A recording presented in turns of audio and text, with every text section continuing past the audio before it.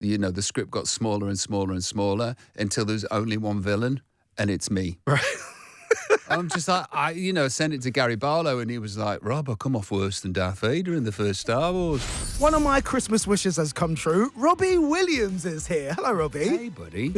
Nice to see you. Nice to see you as well. And thank you for choosing Boxing Day as well to come see us, the day where no one knows what to do on this day. Well, no, I think Boxing Day is the day before the adrenaline dump. So tomorrow, in fact, is the what do we do with ourselves? And I was just thinking, there's somebody missing out on commercialising the hinterland between Boxing Day and New Year. Is that what you call it, hinterland? I like that. Well, no, I don't even know if I call it the crimbo right limbo. That's the one I use. I do a lot of throwing a big word in where I'm not sure what it means. I do it a lot. I was thinking, are you quite a Christmassy person? Do you really get into it? Yeah, I do. I absolutely love it. And I didn't. There's the BMX years where you're like, oh my gosh, I've got a BMX. And that's amazing. And then there's the £20 in a card from your nan years. You said, the BMX is probably the best gift you've ever been given. What's the best gift you've given somebody else, do you think? The gift of being my betrothed for the whole of her life. Merry Christmas. Merry Christmas. And this year, monogamous. Yeah. Merry Christmas, my love. Yeah. That is fantastic. Have you ever returned an item? You ever kept a receipt? Said to somebody, do you know what, this is great, thank you so much. And, I'm going to return this in the morning. I've already got about 5 of these. After that, I can't tell now. Right. But, oh my God, yeah. No, I've never returned anything. And there's also loads of stuff that you're like, bless, you receive it and you go, this is rubbish. But you can't get rid of it. So there it stays in your wardrobe for a year and a half, sometimes 3 years.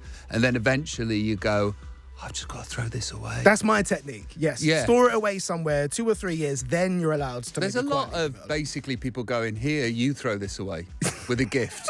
Do you know what I mean? It's yours now. Yeah, you throw this away. Your burden. Like one of those people that hand out leaflets and you're like, here, throw this away. And so it is with a lot of presents. I love that, man. Well, there's another very special reason that you're here on Boxing Day. Your brand new film, Better Man, is out in the cinema. The true story of Robbie Williams.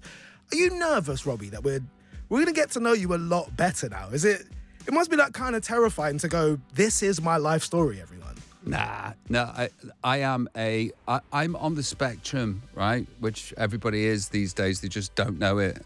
And, and I have this ability, I'm going to call it, to overshare and not know that I've overshared. I don't pick up the cues where other people go, I shouldn't say this. I've said it and worse. Like, here's my hemorrhoids. Have a look at these. And then people go, we don't want to see hemorrhoids. And I'm like, why? Too late. Show me yours. So I am not scared. You've mentioned who you are now. And I've also heard you say previously, at this stage of your life, you want to be as present as possible. You want to be in the moment. You don't want to dwell on the past. So what was it like having to go all the way back to the beginning? It was worse for the documentary because, I had to look at there was 11,000 hours of my life. I've been followed with a camera since I was 16. Wow. And I never knew why. I never knew why I was being followed with this camera. It was just like, this is what pop stars do, I guess. And the reason was the documentary. That's what it turned out in the, 30 years in the future. That was a tough one because I had to watch the car crash. I had to watch me going through all of those moments and then talk about it. So that was triggering. This film, I don't know, there's lots of triggering stuff in it too. Basically, this is the film. 45 minutes of, I'm the Artful Dodger, but I'm stuck on trains, and then Train Spotting for an hour and 20. But serious, Right. Serious. It's, have you seen it? It's a journey. Did you cry? Oh, I'm in touch with my emotions. I was going to say, I think it's great, yeah. Yeah, but the 7th time, really? Okay, with just as much cry as the first. Yeah. Was it difficult to not just include the good bits? Because essentially, if I was doing a story about myself, if I had control over it, it would be Dev's amazing. Ain't I great, right? Yeah. Was it quite difficult to be... I mean, Well, that's... mine's called Better Man. Dev's would be called Already. I'm a better man. already Bin pretty it. swell, guys. Bin it. Well, it's like one of the problems I feel like with, say, social media is you're only really getting the success stories. You're not seeing the failure and the rejection along the way. It's like you have to include that in the story, right, for it to be complete. Well, like I say, I don't know which bits to take out, or normal people, quote unquote, would go, better leave that out. But what is interesting about the making of the film is that many things, but we had to send the script to everybody that's depicted in it. And legally, the script got smaller and smaller and smaller until there's only one villain, and it's me. Right. I'm just like, sent it to Gary Barlow, and he was like, Rob, I come off worse than Darth Vader in the first Star Wars. Okay, we'll make amends. We'll make amends to the script. But then it's like, well, hang on. I can't be the only villain in my life, but it turns out it's me. Wow. As a fan from the outside, obviously this is just like felt from the outside, I feel like we've always been rooting for you. You're like the underdog. You're the rebel. You're the one who's like, I'm going to do things my own way. And I feel like part of that underdog status is you've managed to just keep reinventing yourself. You keep coming back better. And there'll be people listening to this right now. They'll be in that in-between bit where they're trying to leave something behind, trying to reinvent themselves, transition into this new life that they want for themselves.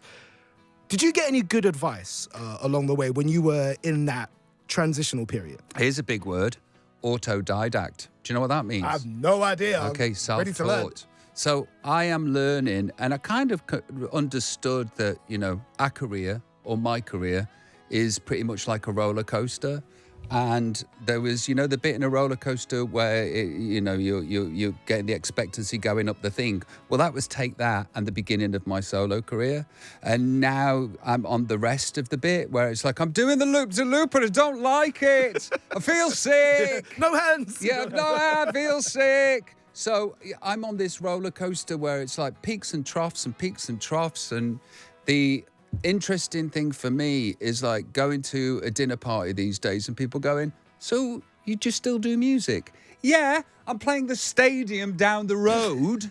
So, perception sort of shifts and goes off somewhere when you become middle-aged, and there's middle-aged priorities for people, and we sort of hibernate in these niche places for ourselves online and on streaming services. So unless you're omnipresent, like a Taylor Swift or a Harry Styles or a Ed Sheeran, which is where the baton's been passed on to, you've got to do these things to remind people that you exist, which is why you do books, which is why you do documentaries, and which is why you do films. I am still full of ambition and drive.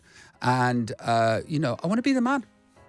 You are the man, bro. You've been the man. And I will be, and then I won't be, Yeah. and then and this is my lot for the rest of my life.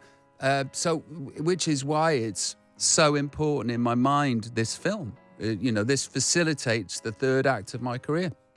Well, there is quite a huge part of this film we've not even mentioned yet, and that is the decision to have you played by a CGI chimpanzee, which at first, right, seems a little bit bonkers, but then you see the trailer and you go, no, actually, this kind of makes sense for this. How did you feel about it? Oh, I loved it. And he identifies as a monkey. So the idea was muted to me by Michael Gracie, the director of The Great Showman, that's directing this film. And he was like, one day he came in and he said, what's your spirit animal? And like chin out, chest out, chin up, chest out. I was like, I am a lion. And he went, cocked his head and went, like, really, mate? And I went, monkey? And he went, yeah, okay, here's the idea. So, but here's another interesting thing about being eccentric or weird or unusual. I couldn't understand that people couldn't understand it when it was first muted and it came out. And in fact, Michael told me this idea and I'm just like, I'm in that one. Yeah. And then I went to see my wife, who's the Minister of Finance and the Minister of everything that happens in our life. And I was like, guess what, babe? I could be a monkey in a film. And she was like, what? And I'm like, oh, is this an unusual idea? I think it might be. But then she saw the film and she's like, she's blown away and she totally gets it. And, you know, from a certain perspective, it shouldn't work, but it absolutely does. There's also something that I thought was a really beautiful reminder that it's like okay to dream. This idea that something that really stuck with me, that you're this kid from Stoke-on-Trent, you had a dream. And it's almost like if you're from a certain place, you're not supposed to want too much, that a lot of that's already been decided for you. But you did that. It saddens me so much, and it's a British problem. And I think it's a hangover from the class system. And we're only one generation from, you know your place. On my grandma's school report, it said, "Will do well for the people over her." So she was just expected to be under somebody working for the man. Wow. Just expected. Now, that's the thing about us. There's so many great things about us. One thing that we don't do, which the Americans do so well, is be okay if you want to be successful. And I really want to be successful, and I want to achieve, and I want to get, and I want to be that. The journey is magical, and I wish I could impact, and I probably will, or impart this information. It's like, look, I'm not a good singer. I'm not a good dancer. I'm not the best looking. I've got 14 number one albums. If this chimp can do it, then you can too. You've just got to aim for it and then figure it out. You know, I wasn't born with a glam squad. My nan didn't have an indoor toilet until 1985. Wow. You know, she had a silver bath that she had a hook on the wall, and I remember having a bath, and she used to fill it from a tap and then boil the kettle twice. This sounds insane, right? But what I'm saying, it's like, I wish people knew their own magic. I wish people knew what they were capable of, and then want to go towards it. You're firing me up, man. It's going to be a good 2025. Yeah. You've already touched on some of these incredible achievements. 14 UK number one singles, 14 UK number one albums, a record, by the way, that still hasn't been broken by a solo artist, 18 Brit Awards, that's more than any other artist, performed to over 375 people across 3 nights, 2003 at your Nebworth concerts. I know it's difficult to pick a favourite, but is there one you're particularly proud of? They're all in my bag, and I'm glad that happened to me, and it's still surreal, and it's still shocking, and still kind of feels like the Matrix has bended towards me somehow. Yeah. Because like you've said all of those things, and I'm like, all of those things happened to me, didn't they? Wow. Here's the thing, right? And this is going to sound quite harsh. Everything's dead. It's all the future. It's all the future. It's all the next album. It's all the next project. It's all the, wanting bigger and better and nicer things to happen to me. And this time I get to experience it all with joy. I get to derive joy and happiness from it. And I was mentally ill for 2 decades. So when you say all of those things, I know I did them, and they're in my bag, and I can point to them and go, there's my Premier League medal, if you like. But to be honest with you, I wasn't happy. Wow. But now I am, which is like, I just want to swing by, have another bite of the apple, and experience it in the way that I thought I was going to experience it, but didn't. I'm going to need to go lay down after this. Yeah, Dev. This is I'm like Tony Robbins, aren't I? Yeah, you really are. Yeah. This is incredible. Well, there is a question I like to ask all of my guests. It's where I like to maybe try and work out if I've done my job properly. It's called Please Stop Asking Me. So it's a question that you reckon you get asked quite a lot. You're not saying it's a good question or a bad question, just one you feel like at this point in your career, you've probably answered it quite a lot. One of my favourites was Simon Pegg, right? Yeah. Simon Pegg says, please stop asking him if there's going to be any sequels to any of his films. Every time he's at the supermarket, someone's like, when are we getting Hot Fuzz 2 or Shaun of the Dead, like part 2, whatever. It ain't happening, right? Yeah, so, again, he's not saying it in a bad way, but I've got it. Do you have a please stop asking me? Yeah, I do. And it's at the end of every interview. Yeah, yeah. Here it comes. So, and I will tell you the question, and then I will tell you how I answer it. It's, if you could go back and tell a 16-year-old Robbie anything, what wisdom would you impart on him? And my answer now is, if I could go back in time and tell 16-year-old Robbie anything, it would be that you're going to do 2,000 interviews where at the end of it, they're going to ask you what wisdom you would impart to you. My wisdom is, come up with a good answer for that question, because it'll do your head in. Serious. Oh, I absolutely love that. Yeah. I actually have a present to give you. Do you mind? Oh, wow. You notice underneath the tree, Do you want me to go get there's it? there's one present left underneath the tree, Robbie. If you want to. Something in a frame. Yes. Oh, he's good. He's worked this one out already. It's my prison mugshot. That's next year, next Boxing Day. Oh, wow.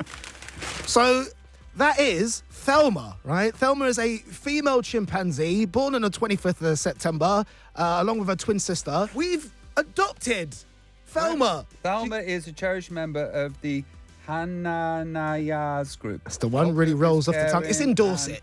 Protective of her. She's very spoiled. I instantly love her. I love you, Thelma.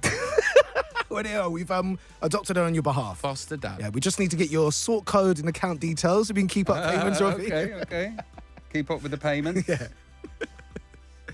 But there you are. Merry Christmas, Robbie. Thank you very much. You seem quite captivated by Thelma. No, I'm genuinely am. Who wouldn't be? Yeah. This is a good looking chimp. Yeah. I mean, not like that. Robbie, this has been incredible. I'm not just saying this, genuinely my favourite interview I've done this year. Thank you so much for being so open, so honest about it's why we love you, because we know that we're just going to get the realness. So thank you so much for seeing us, bless you, Robbie. Dev. Thank you. An absolute pleasure. And just wishing everybody the best 2025, mate. Be the best one you've ever had. Go out, pick a dream and then go towards it. Oof. Boom. Words to live by. Thank you so much, Robbie. Thank you. That's very sweet. This is